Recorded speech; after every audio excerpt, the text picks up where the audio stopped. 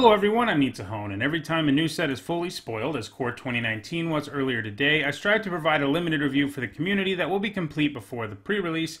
I review every card in the set, doing a new color every day, and provide a week jammed full of my thoughts on the limited format in general. This time around, I am starting a little later than I normally would. Normally I start the day the set is fully spoiled, which would be today, but I'm actually out of town, and we'll start the limited review videos on Monday instead. Anyway, in my full set review, I use a letter grade system to express how good I think a card will be in the coming format. Those of you who know high grade cards can just stop watching now. I'm not doing anything different this time around, but if you're new to the channel, this video describes what each of the letter grades means. I'm going to use cards from Dominaria to give examples of specific letter grades. Let's start with A. Cards that are an A are bombs and incredibly efficient removal and are the kind of cards that you want to be first picking and are so powerful that they pull you into their color, and playing them completely alters the game in your favor even if you were behind. There are not a ton of A's in any format, and I'm pretty stingy with them. They are the best cards in the set, and the vast majority of them are mythic or rare, though occasionally uncommons make it to the A range. Some examples of A's from Dominaria are Demon Lord Belzenlok, a massive flying trampling creature that draws you cards for an efficient cost, and In Bolas's Clutches, one of those not rare or mythic rare A's. Basically, any mind control effect is an A, at least if it's reasonably costed, because it is essentially the best removal spell around. It removes your opponent's best creature and gives it to you. Next, let's look at B's. These cards are obviously not quite as good as A's, but are still very good and are, in cases where there isn't a huge A-level bomb in the pack, which is usually, still cards I'm happy to take with the first pick. These are very good removal spells and very efficient creatures who don't benefit you quite as much as A's, but playing them usually goes a long way to helping you stabilize or pull ahead of an opponent. They aren't quite as game or draft warping as A's are, but seeing them past pick 4 or 5 is a pretty good signal that a color is open enough for you to jump into it.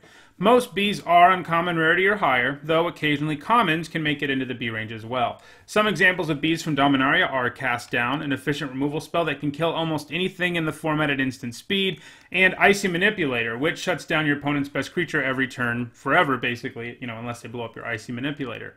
Next, we have C's. This is what the vast majority of cards in a set are, and they appear at every rarity with regularity.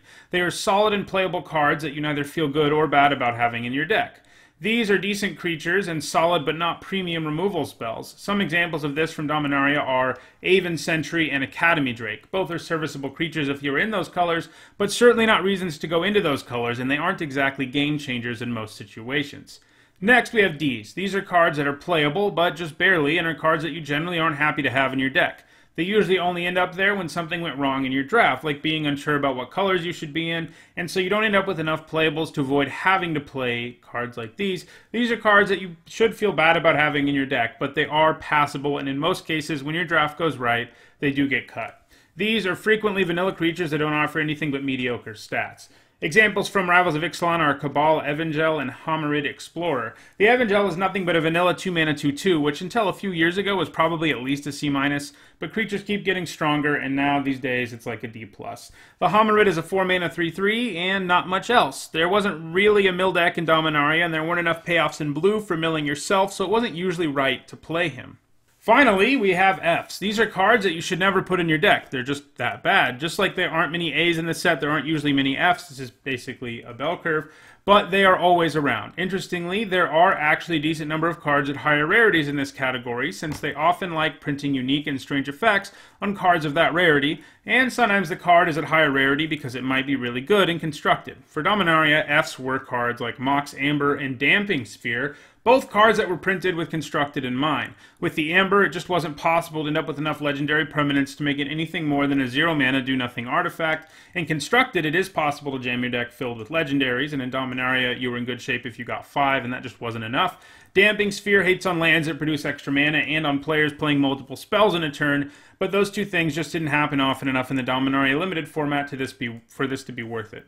You should never have played either of these in your limited decks, and if you did, you probably wish you didn't. In addition to those more clear-cut grades, there are also two categories of cards that I'll present more than one grade for. The first of these are sideboard cards. These are cards that generally you don't want to have in your main board, but are better in certain matchups out of your sideboard.